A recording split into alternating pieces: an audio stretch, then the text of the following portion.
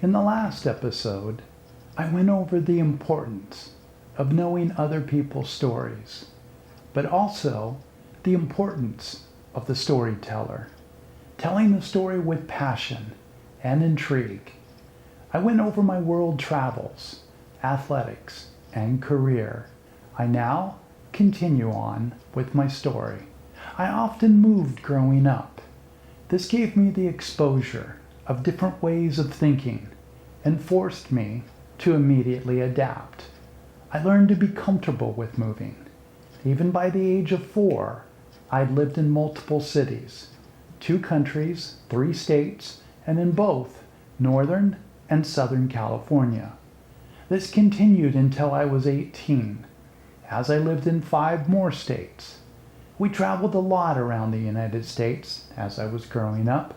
This was in part from my father's enthusiasm for geography and travel, which was something I enjoyed sharing with him from a young age. We would often consider what certain parts of the globe must be like. I saw a lot of extreme violence growing up. I witnessed my first murder at the age of 5. I had to fight against gangs throughout middle school. I became good at street fighting, very good, but because I had to. All of this prepared me for traveling. I could travel through extreme violence and extreme danger without being fazed. After all, I began experiencing it when I was very young. My travels have several times called for me to defend my life. I also grew up with a fair amount of bigotry. I was Polish, and among many who I grew up around, that made me less. I learned it was impossible to be equal to others I grew up around.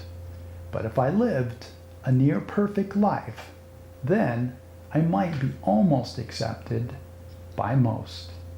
Some would treat me as if I were a disgusting sample of humanity. When I was 4 or 5, I learned the look in the eyes of friends' parents. The look was after they discovered what my last name was. The look was of utter disappointment in that their kids had brought home a Polish boy. Once I saw the look, I knew I would never be invited over again. When I was 13, I thought I had my first girlfriend until she discovered my last name. She then immediately walked away and would never talk to me again. Maybe this is what gave me a relentless drive. My grandfather worked for a very famous man who he befriended when my grandfather was a janitor at about the age of 20. My grandfather would be promoted by this man a few times, and my grandfather's last promotion, the man told my grandfather that this was it for him as far as promotions, because he was Polish. My grandfather showed exceptional people skills and an ability to understand the industry. I believe he had the skills to become an executive, but the man who promoted him couldn't have the people of Polish descent in high levels in his company. The man, of course, was right. There would be those who looked at the company negatively from having a Polish executive. I believe my non-work education pursuit, past university studies, is unusual. It is a critical desire for me to always continue intensely learning.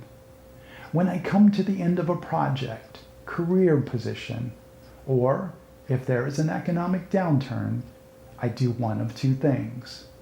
I either will take a long, adventurous trip, or I will dedicate myself to months of 12 to 14-hour days of studying. I could probably more easily give up eating than I could learning. It has generally been unacceptable to me that my working hours plus my study hours do not total more than 100 hours per week. I believe over the course of my post-university life, I have averaged more than 100 hours of work plus study time. As of late, I am not keeping up the average, but still am putting in around 80 hours weekly. In some ways, I'm an adrenaline junkie. In traveling through civil wars and exposing myself to difficult to survive climates, dangerous wildlife, the most extreme places of violence, threats of being killed, and engaging in extreme sports. Perhaps it is just understanding the experience that allures me.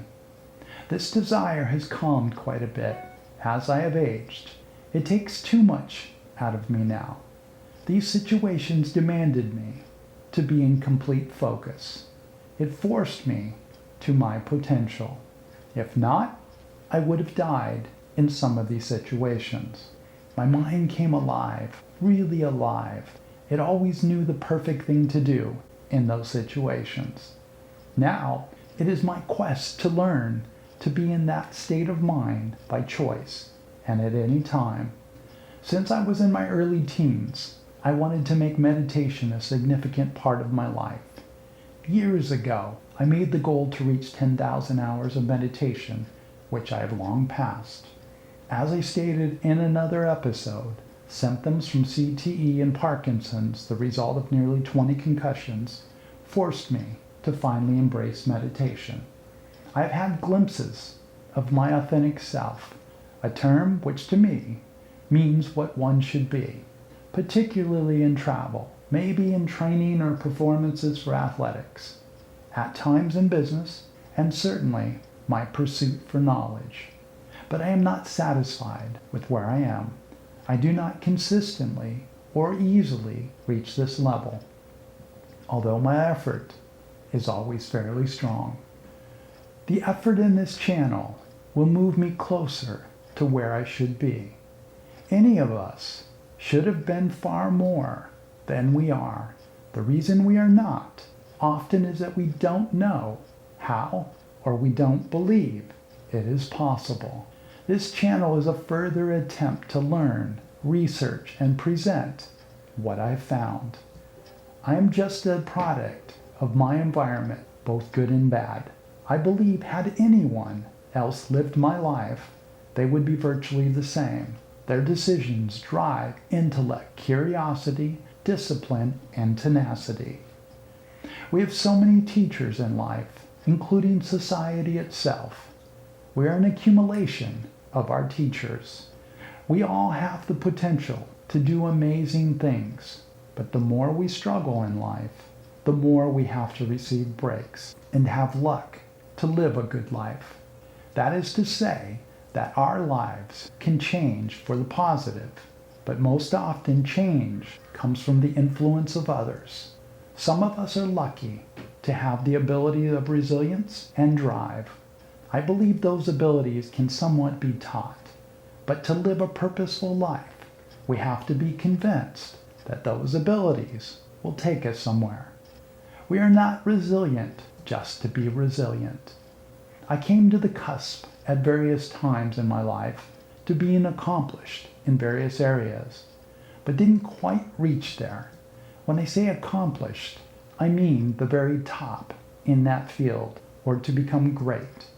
I don't believe I lack the effort in most of those areas, but rather the understanding and knowledge needed. That is an underlying theme of this channel. That is to figure out what I was lacking and to share it with others in hopes that this information might help one reach the pinnacle of the areas they pursue.